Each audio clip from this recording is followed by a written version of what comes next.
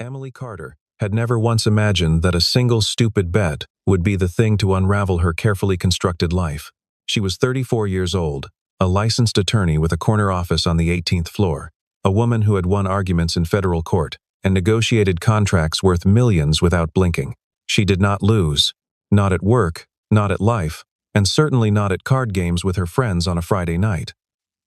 She had built her world on discipline, precision, and the unshakable belief that everything could be controlled if you were smart enough and stubborn enough to hold the reins. And yet, on a rainy Saturday morning, Emily Carter stood at the edge of a gravel driveway in a town she had never visited, holding a single rolling suitcase, staring at a house that looked like it had been standing since before she was born. She had lost, and now she had to pay. The night it started was supposed to be nothing more than dinner and drinks at Rachel's apartment. Emily had arrived late, as usual, dropping her work bag at the door and reaching immediately for the wine. There were 6 of them around the table, old college friends, spread across different careers and cities. Reunited every few months, when schedules allowed. Conversation was easy and warm and punctuated by laughter, but somewhere around the second bottle of red, the topic had turned to Emily's favorite subject, herself. Not out of vanity, exactly. It was more that Emily had a habit of making every discussion into a debate, and she was extraordinarily good at winning those too. She had been talking about adaptability, about how the mark of a truly capable person was their ability to function in any environment. "I could live anywhere," she had said, with the confident ease of someone who had never been tested. "I could get along with anyone. It's just a matter of mindset." Rachel had raised an eyebrow across the table. "Really?" she had said, her smile slow and knowing. "Anyone?" The room had gone quiet in that particular way it goes quiet when something is about to become interesting. The bet had been Rachel's idea, as most reckless things were. The terms were simple and deliberately absurd. They would play a round of the card game they had played 100 times before. If Emily won, Rachel would cover her tab for the rest of the year. If Emily lost, she would move out of her apartment and spend 3 months living in the home of Noah Bennett, a man Emily had never met, in a small town called Millhaven that Emily could not have placed on a map without help. Noah was Rachel's second cousin once removed, a widower, a former carpenter, and by all accounts the quietest, most unhurried person anyone in their social circle had ever encountered. "He's got a spare room and he's agreed to it," Rachel had said, because apparently she had already made a phone call. "You'll be perfectly safe. He's harmless." Emily had looked around the table at the faces of her friends, all of them trying very hard not to laugh, and she had said yes with the full confidence of someone who had never considered the possibility of losing. She lost on the third hand. The cards were absurdly bad. She sat there staring at them for a long moment, while everyone else around the table began to understand what had just happened. And then the laughter came, warm and helpless and entirely at her expense. Emily had laughed too. Because what else could she do? She had assumed it would blow over. She had assumed that by Sunday the whole thing would be quietly forgotten, that no one would actually hold her to it. But Rachel had filmed the moment Emily agreed. She had captured Emily's exact words, her confident hand gesture, her "I'll take that bet" said with a grin. By Sunday morning, the clip was in the group chat. By Sunday afternoon, 5 of her closest friends were texting her packing advice. Emily spent 2 weeks trying to find a legal loophole. She found none. A promise was a promise. And her friends were relentless. And somewhere beneath the frustration, she recognized that she had brought this entirely on herself. She arranged for her mail to be forwarded. She told her firm she would be working remotely. She packed 1 suitcase with the things she actually needed and left the rest. And on a Tuesday morning in early October, she drove 3 hours north and turned off the highway onto a road lined with oaks that had already begun to turn gold, and she found Millhaven exactly as unhurried and exactly as small as she had imagined it would be. Noah Bennett answered the door before she had a chance to knock. He must have heard the car on the gravel. He stood in the doorway in a gray flannel shirt and worn work boots, a man somewhere in his mid-40s with broad shoulders and calm, steady eyes the color of dark river water. He was not what she had expected. She had constructed a picture in her mind during the drive, filling in the details with assumptions. Someone unkempt, someone awkward, someone obviously in need of company, in a way that would make her feel vaguely guilty for the entire 3 months. Noah did not look any of those things. He looked like a man who had long ago made peace with every room he had ever walked into. "Emily," he said. Not a question, just her name, said simply, "Come in." His handshake was brief and dry, and he was already turning back inside before she had finished adjusting her grip on the suitcase handle.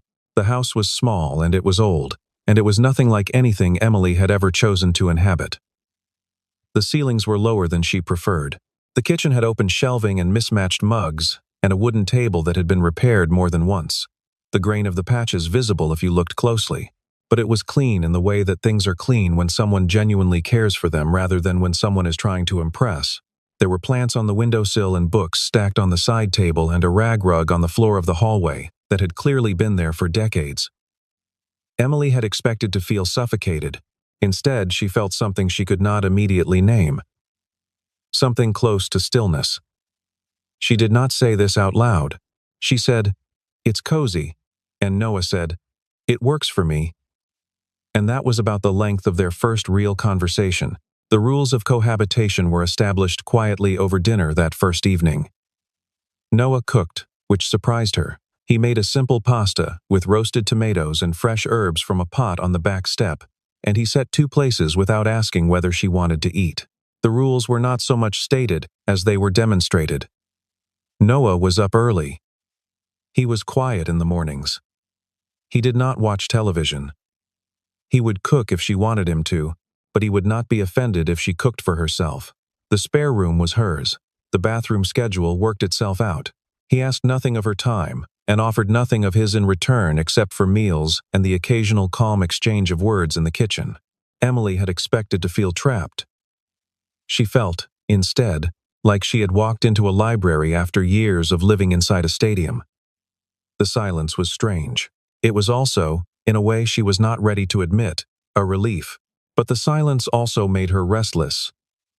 Emily was a woman whose mind worked best when it had something to push against. And Noah did not push back.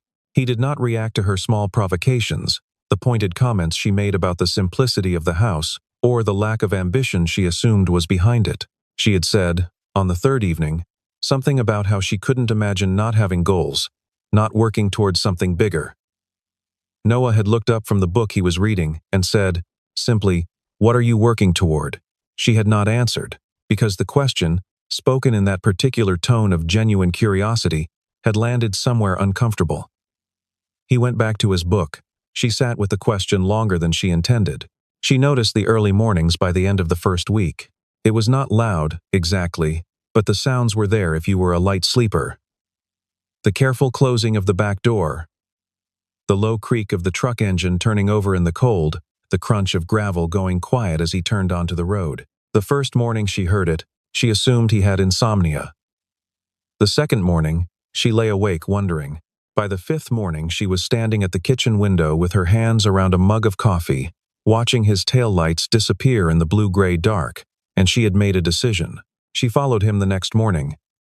She told herself it was simple curiosity. She drove at a distance, following without much difficulty, through the small and predictable grid of Millhaven's streets.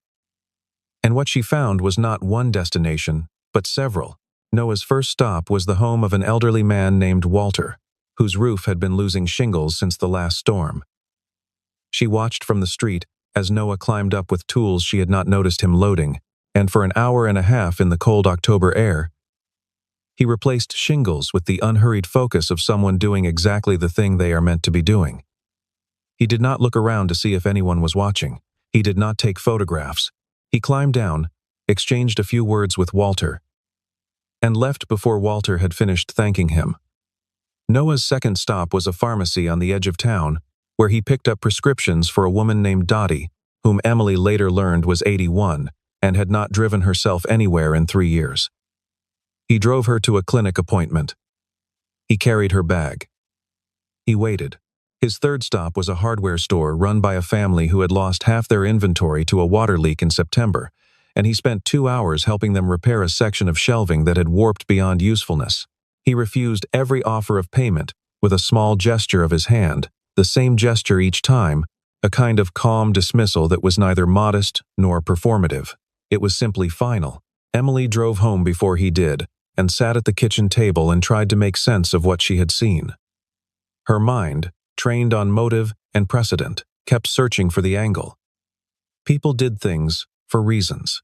There was always a reason. She cycled through the possibilities. He wanted recognition. He was building social capital. He was compensating for something. He was positioning himself in the community. None of the explanations fit. He had turned down money. He had left before the gratitude was finished. He had done it again the next day and the day after that, and nobody in Millhaven seemed to find it unusual. When she asked a woman at the bakery about Noah, the woman had looked at her with the uncomplicated warmth of someone describing a familiar piece of the landscape. "That's just Noah," she said. "He's always been like that." Emily did not know what to do with that answer. She confronted him about it, or tried to. She chose the word confronted deliberately, because that was how it felt in her head, but what it looked like in practice was the two of them standing in the kitchen after breakfast while she said she had noticed he went out early, and could she ask what he was doing. Noah poured himself a second cup of coffee and said she was welcome to ask. She asked. He explained, briefly and without elaboration. He helped people when he could. He had the time. It was not a difficult equation. She told him she found it hard to believe someone would give that much, without expecting something in return. Noah considered that for a moment, and then said, "Not everything needs a return." She opened her mouth to argue, and found that she had no argument. Not because she agreed, but because the way he said it made the very concept of arguing feel beside the point. She spent the afternoon turning it over. Her professional life had been built on the premise that everything had a return. Every hour billed, every relationship cultivated, every favor granted, each had been part of a system she had constructed with the same deliberate architecture she brought to legal arguments. She had not thought of it as cynicism. She had thought of it as intelligence, as understanding how the world actually worked beneath the polished surface of how people claimed it worked. And Noah had looked at her across the kitchen in his unhurried way, and dismantled the entire framework with 6 words. She found herself irritated. She also found herself, quietly and against her will, wondering whether she had been wrong about something fundamental for a very long time. She did not share this thought with Noah. She was not yet ready to concede it, even to herself. But it was there, turning over in the back of her mind the way a question does when the answer is already present, and you are simply not yet willing to look at it directly. It was 3 days later that she saw the moment that stopped her entirely. She had come with him, by then, under the pretense of having nothing better to do, which was almost true. They were at the home of a woman in her late 70s named Margaret, who had asked Noah weeks ago if he could look at her back steps. The steps had been rotting quietly for 2 seasons, and Margaret had not been able to afford to have them fixed, and had been too proud to mention it to anyone who might feel obligated to help. Noah had brought materials, and he worked in the yard while Emily sat on a garden chair and watched and tried to decide whether this whole arrangement was therapeutic or irritating. When the steps were done, Margaret had come out to look at them. And then, she had turned to Noah. And something in her expression had changed, gone soft and open in the way faces go when a person has been holding something too long, and she had pulled him into an embrace and begun to cry. Not loudly, quietly, the way people cry when they are relieved of something heavy. Emily watched Noah hold the old woman's shoulders with the steady, unhurried patience of someone who understood that this moment was not about him. His face was turned slightly away. He did not say it was nothing. He did not say anything at all. He just held still. Emily looked away and stared at the fence and felt something shift in her chest that she did not have a word for yet. She began asking questions after that. Not to Noah directly, not at first. She asked the people of Millhaven, and they told her things willingly, the way people in small towns tell the stories of the people they love. With a kind of careful pride, she learned that Noah's wife, Diane, had died of an illness when their son was 11 years old. She learned that the years after had been hard in ways that Noah had never described to anyone publicly, that he had worked every hour available to him and still come up short some months. That there had been a period of a few years that his closest friends still referred to only as the hard time without elaborating further. She learned that his son, Marcus, was now 26 and working as an engineer in Seattle, that they spoke regularly, that Noah was quietly proud of him in the way of fathers who do not need to announce their pride. She learned that Noah had begun helping people in the community slowly, without announcement, in the years after Marcus left home, as if the space that had been filled with raising a child had simply redirected itself towards something else. The night the power went out changed things between them in a way that Emily had not anticipated. It was a Thursday in mid-October, and a storm had been building all day. By 8 o'clock, the lights were gone, and the house was dark except for the candles Noah lit, with the ease of a man who had prepared for this more than once. They sat at the kitchen table across from each other, the candle between them, making the room feel smaller and softer than it ever had in ordinary light. They talked, not about logistics or schedules or the minor negotiations of shared space, but actually talked, the kind of conversation that happens when there is no phone and no screen, and no noise to fill the gaps with something easier. Emily had asked him, at some point, whether he ever got lonely. It was a question she had not meant to ask aloud. Noah had looked at the candle for a moment before answering. He said that loneliness was something he had learned to distinguish from solitude. He said there had been a time when the two felt indistinguishable. He said losing Diane had taken him years to move through, not around, and that there was a difference. He said there had been stretches of time where he had not known who he was, without the shape of another person's life next to his. He said all of this quietly, without drama. As if he were describing the weather, Emily listened without speaking, which was unusual for her. When he was done, she did not say she was sorry, because it seemed insufficient. She said she had not known that kind of grief, and he said he hoped she wouldn't. There was a silence after that which was not uncomfortable. Emily sat with the quiet for longer than she expected. She was not a woman who did silence easily. Her apartment in the city had always been full of noise she'd manufactured for herself, background television, podcasts running while she worked, music she wasn't actually listening to because the absence of sound had always felt too much like an absence of progress. Here, in the candlelight, with Noah sitting across from her and rain running down the kitchen window, the quiet felt like a different substance entirely. It felt inhabited. She realized, with something close to embarrassment, that she could not remember the last time she had sat still in a room with another person without either working or performing. She could not remember the last time a conversation had left her feeling less defended rather than more. She told Noah this, in a roundabout way, and he listened with his particular quality of attention, the kind that made you feel your words were being received rather than merely processed. He said he thought a lot of people built noise into their lives because they were afraid of what they might hear if they let it go quiet. She asked if he had been afraid of that. He said yes, once. She asked what had changed.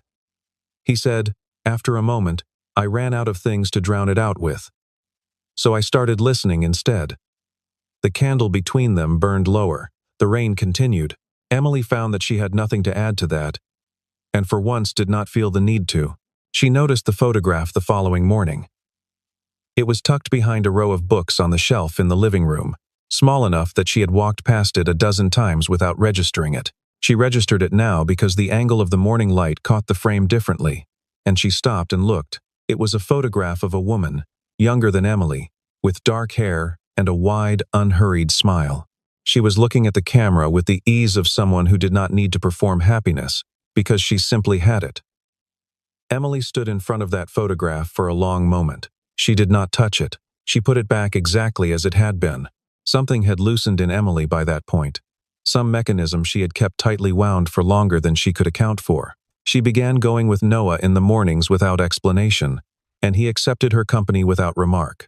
She helped him, clumsily at first and then with more confidence, carry materials and hold things steady while he worked and talked to the people they helped in the way that came easily to her, the direct and focused attention of someone trained to make people feel heard. She was good at it. She was surprised to find that she was good at it. She had always thought of her professional skill with people as a tool, something she deployed strategically. Out here it was not strategy. It was just her, talking to a man whose gutters hadn't been cleaned since spring, or a woman who needed someone to listen while her steps were being fixed.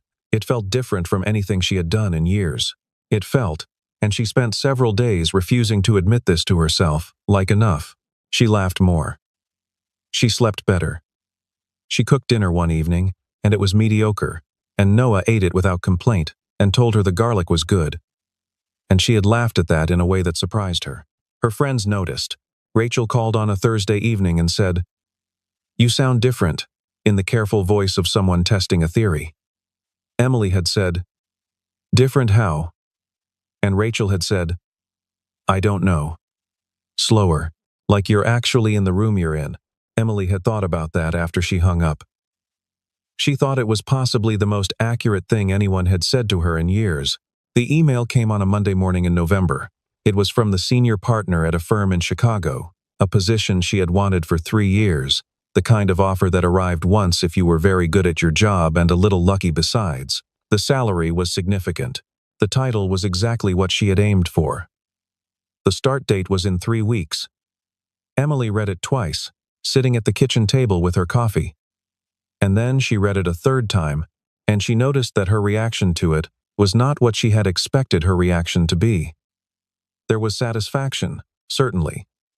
There was the recognition of a goal achieved, but there was also, underneath that, something that felt unexpectedly like dread. And she did not want to examine that too closely. She told Noah that evening. He listened without interrupting, and when she was done, he said it sounded like something she had worked hard for, and he thought she should take it. He said it simply, and without hesitation, the way he said most things. Emily had waited for something more. She had waited for him to pause, to qualify, to say something that would indicate the decision was not entirely straightforward. He did not. He got up and brought their dishes to the sink, and she sat there feeling a frustration she could not fully explain. She had not wanted him to tell her to stay. She told herself she had not wanted that. She was still telling herself that, when she went to bed, the distance between them arrived quietly in the days that followed. Emily was polite, and Noah was his usual self, which was to say that he showed almost nothing outwardly, and so it was impossible to tell whether he felt the shift at all, or whether she was simply projecting her own unease onto the arrangement. She began to wonder about the things he had not said. She turned them over in her mind, the way she would turn over gaps in testimony, looking for what had been omitted, and why. She wondered whether his encouragement had been genuine, or whether it had been something else entirely, a kind of release, a door held open because it was easier than asking someone to stay. She found out by accident. She had been in the hallway, looking for a jacket she had left near the door, when she heard Noah's voice coming from the back porch, low and unhurried, unmistakably in the middle of a phone conversation. She had not intended to listen. She had intended to get her jacket and go. But his voice had carried in the way voices carry on cold November evenings, when the air is still and the windows are thin, and she had stood in the hallway with her hand on the doorframe, and she had heard him say her name. He was talking to someone, a friend, a man whose voice she could not quite make out on the other end. He was saying that yes, he thought she was going to take the job. He was saying that she should. He said that she was one of the most capable people he had met in a long time, and that it would be a waste for her not to go back to the thing she was built for. And then there was a pause, and then Noah said, quietly and without self-pity, that it was going to be very quiet without her, and that he had not expected that. He said he had not been prepared for how much light she had brought into the house. He stopped talking for a moment, and Emily could hear him exhale slowly through the screen of the back door. He said he wasn't going to say anything to her about it, because it wasn't fair to put that on someone who had never asked to be there in the first place. Emily did not move for a long time. When she finally walked back to her room, she sat on the edge of the bed and pressed her hands together and stared at the floor. The thing she had been telling herself she wasn't feeling had a name now, and it sat in the center of her chest with a weight that was not unpleasant but was undeniable. She had spent the better part of 3 months telling herself that what she felt around Noah was gratitude or admiration or the ordinary warmth of proximity. She had used every intellectual tool she owned to categorize and contain it. She understood, sitting there on the edge of the spare room bed in Millhaven, that she had been wrong about all of it. She still took the job. She told herself later that this had been cowardice, but that was not entirely right. The truth was more complicated. The truth was that she was 34 years old, and she had built her life on a particular set of values, and she was not sure she knew who she was if she walked away from the thing she had spent a decade working toward just because a man in a flannel shirt had made her feel quiet for the first time in years. She was not sure that was love. She was not sure it wasn't. She packed her suitcase in the early days of November and tried to feel decisive about it. Noah helped her carry things to the car. He made 2 trips with the same efficiency he brought to everything, and then stood in the driveway in the cold morning air while she checked that she had everything. The taillights of a neighbor's car passed on the road. Neither of them spoke. Emily kept waiting for him to say something, to offer the one sentence that would give her permission to stay or go with something resembling peace of mind. He looked at her steadily and without expectation, and she understood, watching him, that he had already decided not to ask anything of her and that he was not going to change his mind. She hugged him. His arms came around her shoulders briefly and firmly, and he stepped back. "Have a good life, Emily," he said, not unkindly, just truly. She got in the car and drove away, and did not let herself look in the rearview mirror until she had turned out of sight. The weeks that followed were not what she had expected. She had expected to feel triumphant. She had expected to feel the clean surge of satisfaction that came with achievement, the particular pleasure of standing inside a thing she had worked for and finding it as good as she had imagined. The apartment in Chicago was beautiful. The office was everything she had wanted. Her colleagues were sharp and ambitious, and the work was demanding in the way she had always wanted her work to be demanding. She should have been happy. She was, by every external measure, exactly where she had told herself she wanted to be. But she woke up before 5 in the mornings, and the silence was wrong. The city silence was not the silence she had learned to live inside. It was the silence of a place in which 10,000 people were awake in their separate apartments, all of them equally contained. The sound of everyone's privacy pressed together into a particular kind of aloneness. She noticed the difference without wanting to. She noticed it every morning when she made her coffee and looked out through the floor-to-ceiling window at the lake below. Beautiful and correct and entirely impersonal. She thought about the kitchen in Millhaven. She thought about the mismatched mugs and the herbs on the back step and the sound of gravel under tires in the early dark. She thought about the way Noah set 2 plates without asking, as if her presence at his table was simply a fact of the world that required no negotiation. She told herself it would pass. It did not pass. It settled in instead, the way things settle in when they are trying to tell you something you have been refusing to hear. Her work was good. Her arguments were sharp. She won a case in her 3rd week that her senior partners described as exceptional. She sat in the conference room afterward and smiled in all the right places, and went home and stood in her kitchen and felt, clearly and without confusion, that she was in the wrong place, not the wrong city, not the wrong firm, the wrong life, or not the wrong life exactly, but a life with a particular thing missing that she had not understood was there until it wasn't. She began to catalog it without meaning to. The feeling was not dramatic. It did not arrive as grief or as crisis. It arrived in small and specific moments. The Sunday afternoon when she walked along the lakefront for an hour and passed 200 people without making eye contact with a single one. The evening she heated soup from a can because she had not learned to cook properly until Millhaven and the convenience of her Chicago kitchen made it easy to forget. The morning she woke up, and her first thought was not about the day ahead but about what Noah was doing at that particular hour in that particular house. She knew what he was doing. He was making coffee and pulling on work boots and driving out into the early dark to fix something for someone who had not asked him to. She lay in her beautiful apartment with the lake view and the high thread count sheets, and she understood with complete clarity that competence without purpose was just performance, and that she had been performing brilliantly for a very long time. She called Rachel on a Tuesday evening.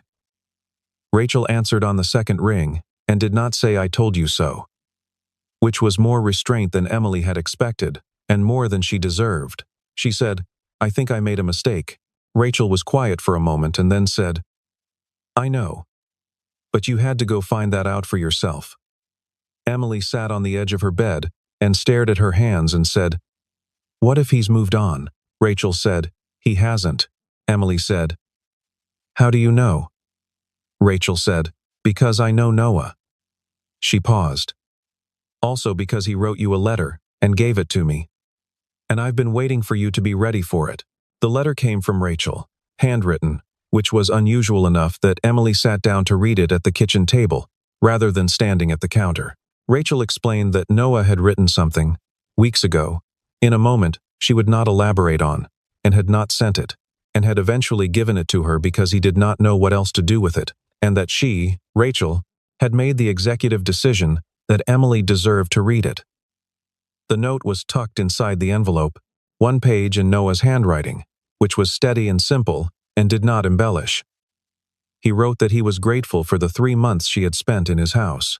He wrote that she had reminded him, without trying to, that a home is not just the physical arrangement of rooms but the quality of attention brought to the people inside it. He wrote that she was one of the most alive people he had ever had the pleasure of knowing, and that he hoped her new life gave her everything she was looking for. He did not ask her to come back. He did not say he missed her.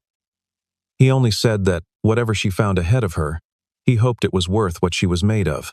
Emily read it twice. Then she set it down on the table and looked at it for a while. Then she picked up her phone and booked a train ticket for the following morning. She did not text ahead. She arrived in Millhaven on a Thursday afternoon. A cold, clear day in early December, with frost still white on the grass at the edges of the road. She drove the route she had memorized without meaning to, and pulled onto the gravel, and sat in the car for a moment, looking at the house. The lights were on inside. Smoke from the chimney. A pair of work boots on the porch step. She got out. Noah came around the side of the house carrying a length of wood.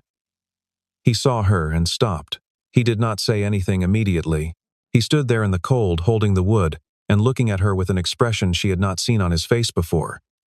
Something careful and wondering and entirely unguarded. She crossed the gravel toward him, and he set the wood down against the side of the house without taking his eyes off her. She said, "I read your letter." He said, "I know. Rachel told me." She said, "You should have sent it." He said, "Maybe." She said, "I came back because I want to explain something to myself out loud, and I think I need you to hear it." He waited. He was very good at waiting. She told him what she had found in Chicago.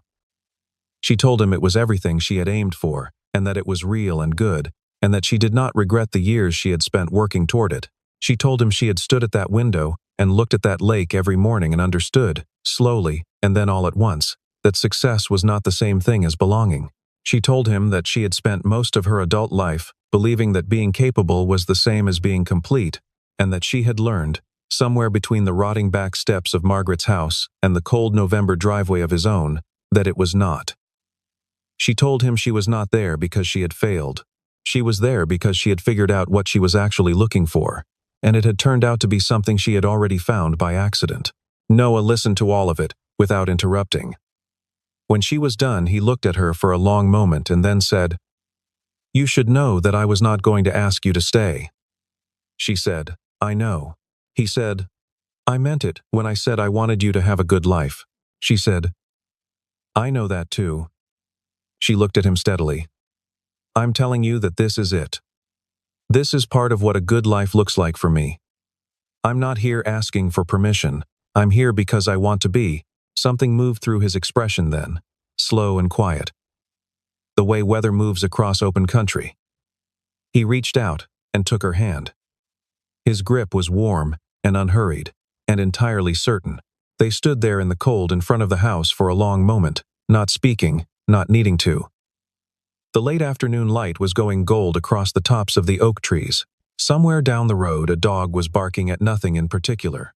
Emily looked at the house, the old boards and the smoke from the chimney and the boots on the porch, and she felt something she recognized as peace, not the absence of difficulty, but the presence of something solid underneath her feet. Noah's hand was still in hers when they went inside. The months that followed were not without adjustment. Emily did not quit her career. She restructured it. She negotiated an arrangement that allowed her to work remotely 3 days a week and travel to Chicago twice a month. A compromise her firm accepted because she was worth the accommodation, and they both knew it. She kept the apartment in Chicago for the nights she needed to be there and spent the rest of her time in Millhaven, in the small house with the low ceilings and the mismatched mugs and the herbs on the back step. She learned to cook properly. She learned which neighbors needed what and when. She learned the geography of the town in the quiet way that comes from living inside it, rather than passing through. Noah's mornings continued as they always had, and she joined them as often as her schedule allowed. They worked side by side without needing to explain the rhythm to each other.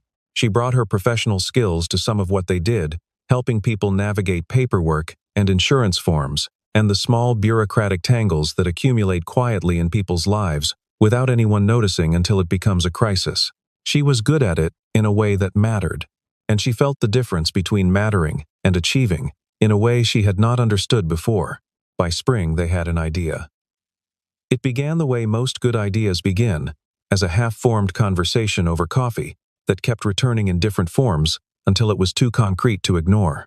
There were people in Millhaven and the towns around it who needed the kind of help that fell between the formal categories of assistance, not poor enough for government programs, not connected enough for private networks, but running out of options in the quiet way that happens when no one is paying attention. Emily knew how to build structures. Noah knew how to show up. Together, they drafted a proposal for a community resource center, a small, impractical space where people could come for help with legal questions and home repairs and health navigation and the dozen other things that become crises when you have no one to ask. They found a building on the edge of town that had been empty for 3 years. They found funding through a combination of a small grant, local donations, and Emily's own savings, which were substantial and had been sitting in accounts she had never found a sufficiently meaningful use for until now. By autumn, the center was open 2 days a week at first, and then 4. Emily threw herself into the work with the same intensity she had once reserved for litigation, but it felt different in her body. The stress of building something in Millhaven did not hollow her out the way courtroom pressure had. It tired her in the physical, satisfying way that sleep could resolve, rather than the anxious exhaustion of a mind that would not stop running the numbers at 2 in the morning. She wrote grant applications with the same precision she had once brought to legal briefs. She sat across from frightened people and explained what their options were in plain and honest language. And she found that the clarity she had once deployed as a tool for winning arguments was, in this context, simply kindness. She negotiated with local businesses for donations, the way she had once negotiated settlements. She was very good at it. And for the first time in years, being good at something felt like it was pointing in the right direction, rather than simply proving she was pointed correctly. It was a Saturday in late October when Emily saw the moment that settled everything into place. She was sitting on the steps of the center, finishing a cup of coffee and reviewing a set of documents, when she noticed Noah across the small yard, talking to a young man she did not recognize, someone who had come in that morning with a look she recognized, the particular blankness of a person who has run out of ideas and is not sure anyone will hear them. Noah was listening with his full and quiet attention, leaning slightly forward with his elbows on his knees, not offering solutions yet, just listening in the way that told the other person they were worth being heard. He looked up once and caught her eye across the yard and gave her a small, unhurried smile, and then returned his attention entirely to the young man in front of him. Emily watched them for a long time. She watched Noah tilt his head as the young man said something. She watched him nod once, slowly, and then say something in return that made the young man's shoulders drop by a fraction, the small physical release of a person who has just been told that someone understands. She had seen that gesture before, in Margaret's yard, in the pharmacy parking lot, on a dozen cold mornings she had spent driving the streets of Millhaven. The gesture was always the same. Noah never forced it and never performed it. He simply created the conditions for it to happen, quietly, without announcement, the way you clear a space and wait for something to come and rest there. Emily sat there with her coffee going cold in her hands, and she thought about the card game on a rainy Friday in October, the bet she had taken out of pride, the driveway she had stood in with her suitcase and her certainty, and her total inability to imagine that this place and this man would matter to her. She thought about all the things she had believed she was building, the career and the title, and the careful fortress of competence. And she thought about what she had actually needed, which was someone who paid attention, and a place where attention mattered. She thought about the version of herself who had sat at Rachel's table and said she could get along with anyone, anywhere. And she recognized that woman with something between affection and pity. That woman had been telling the truth as she understood it. She simply had not understood very much yet. She had confused the ability to perform in any room with the ability to genuinely belong in one. She had confused independence with freedom. She had confused being difficult to rattle with being at peace. The distance between those pairs of words, she now understood, was the whole distance between a life and a good one. She was not certain she had arrived at a good one. She was certain, for the first time, that she was moving in the right direction. She thought that she had walked into Millhaven thinking she was doing Noah a favor by tolerating his company, and she understood now, with the complete and rueful clarity of someone who has finally caught up with the truth, that it had been entirely the other way around. The best things in a life rarely arrive in the shape we expect them to. They arrive sideways, through a card game gone wrong or a driveway we didn't choose, or a person who asks a question we haven't prepared an answer for. They arrive in the form of someone who gets up at 5 in the morning not because anyone asked them to, but because it is simply what they believe a person should do. What Emily Carter came to understand, not all at once but slowly, and then with complete certainty, was that she had spent years building a life around the things she could win and almost missed the only thing worth keeping. She did not miss it. She drove 3 hours and stood in a cold gravel driveway and said, "I want to be here." And that turned out to be the most important thing she had ever argued. Not every achievement is a trophy on a shelf. Some of the most significant things we accomplish are the parts of ourselves we finally agree to let go of, the armor we wore because we didn't know we were safe, the distance we kept because we didn't know we were allowed to be close. Emily had been brilliant and capable, and entirely defended, and what changed her was not failure and not catastrophe, but the ordinary, repeated, unspectacular witness of a man who chose, every single morning, to give his time to people who had not earned it by any conventional measure. She watched him do it and she understood, without anyone telling her, that this was what it looked like to live without waste. Not the waste of money or opportunity, but the waste of the days themselves. The ordinary days that pass unremarked while we are waiting for the important ones to arrive. The important ones, it turned out, were these. The cold morning with the frost on the grass. The sound of gravel under tires, in the blue-gray dark. The mismatched mug pressed into her hands without ceremony. The question asked with genuine curiosity, and no agenda attached to the answer. The hand that reached out and held on without requiring anything in return. These were the things. These had always been the things. Emily Carter had simply needed 3 months, a lost card game, and one remarkably patient man to understand that the life worth building was not the one she had planned, but the one she had stumbled into by accident and been wise enough, finally, to choose.